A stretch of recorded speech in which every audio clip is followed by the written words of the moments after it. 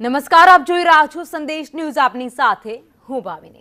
તો ઓપરેશન સિંદૂર બાદ વડાપ્રધાન નરેન્દ્ર મોદી ગુજરાતની મુલાકાતે પહેલીવાર પહોંચ્યા છે. વડોદરામાં તેમણે ભવ્ય રોડ શો કર્યો છે. વડોદરા એરપોર્ટથી એરફોર્સ ગેટ સુધી પીએમ મોદીએ રોડ શો કર્યો. એરપોર્ટથી એરફોર્સ ગેટ સુધી 1 કિલોમીટરનો આ રોડ શો હતો, જેમાં મુખ્યમંત્રી ભૂપેન્દ્ર પટેલ અને કેન્દ્રીય મંત્રી સી.આર. પાટીલ દ્વારા તેમનું સ્વાગત કરવામાં આવ્યું. રોડ શોના રૂટ પર ઓપરેશન સિંદૂરના હોર્ડિંગ્સ પણ લગાવવામાં આવ્યા. તો હજારોની સંખ્યામાં વડોદરાવાસીઓ રસ્તાઓ પર પ્રધાનમંત્રી નરેન્દ્ર મોદીની એક ઝલક જોવા માટે હાથમાં તિરંગો લઈને પહોંચી ગયા હતા. તો સાથે જ રોડ પર વિવિધ ઝાંખીઓ અને કૃતિઓ પણ જોવામાં આવી.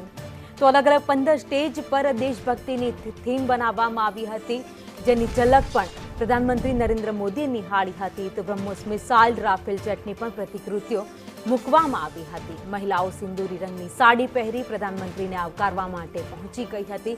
આ 1 કિલોમીટરના રોડ શોમાં તમામ જગ્યાએ દેશભક્તિના રંગ જોવા મળ્યા હતા. 30,000થી વધુ મહિલાઓ સિંદૂરી રંગની સાડી પહેરી સજ્જ જોવા મળી હતી.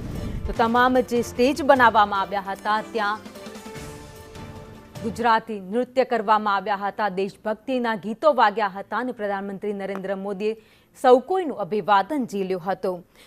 તો સેનાના શૌર્યને બિરદાવવા વડોદરામાં મોદીએ કેસરી કોટીમાં ભવ્ય રોડ શો કર્યો હતો.